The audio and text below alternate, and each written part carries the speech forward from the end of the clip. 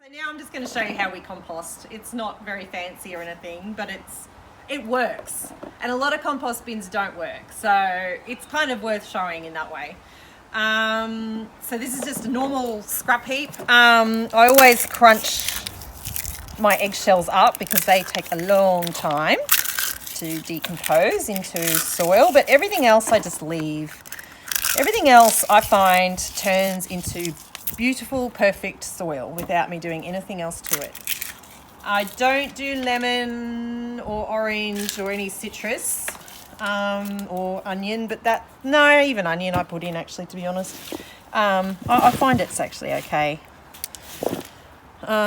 Probably because my compost bins are connected to the earth. So I think having things connected to the earth solves everything, in my opinion. All right, so I'll bring it over. I'm using this compost bin at the moment, so I won't add to that one because that's my current one in rotation that I actually use. So what I'll do, I'll show you. So I've got 2 compost bins that are in the sun. There's kind of an experiment to see what worked better, but I find they both work. I've got 2 in the sun and then I've got 2 in the shade. The 2 in the shade are a bit of a mess, but I'll show you anyway. They're behind the trampoline, so they're a bit tricky to get to at the moment. We move the trampoline around. So the kids know, if they're putting the compost out, they just come along. This is the one we're using at the moment. It's pretty full, but anyway, that's okay. And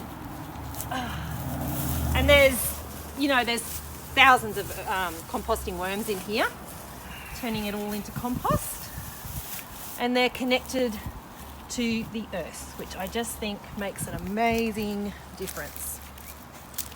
So yeah, all I do is I just chuck the scraps on top, and because it's connected to the earth too, there's probably heaps of earthworms in there as well, doing all their work. And then when I've got heaps of scraps in there, normally more than that, then I just do a layer of this sugarcane mulch, which is cheap. I mean, you can do Lucerne, which is already cut up more, but it's more expensive. I just prefer to do something cheap. It works just as well in the end. It just takes a tiny bit longer. And it doesn't matter that it's coming up over the top. This just sinks down. Next time it rains, it all just sinks down further and further. And then in a couple of months, it'll be all beautiful soil that I use for more sprouting and more gardening, more veggie patches. And if it doesn't rain in a while, I do actually water them with the hose. Just so the wormies do have some moisture in there. But the good thing about them being connected to the earth like this is that if it's getting too dry for them, they do have somewhere to go. Like, they can look after themselves. They're not reliant on me making this perfect environment for them.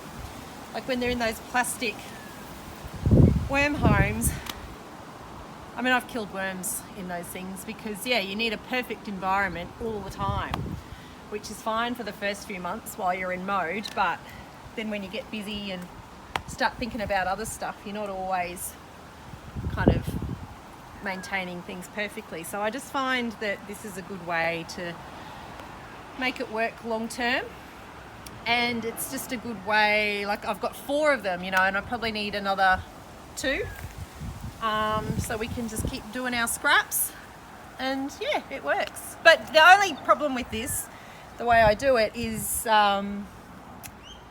it doesn't make worm juice or anything like that. It's just to make soil. So there's no tap. You can't attach a tap to this system. But it's a cheap way to do it. It's just wire. I just bought wire from the hardware, and I must have been in a mode at the time where I wanted everything to look nice, because I've actually painted it dark grey because I didn't like the silver. So yeah, that good on me at the time. I probably don't have time for that at the moment, but yeah. That's it.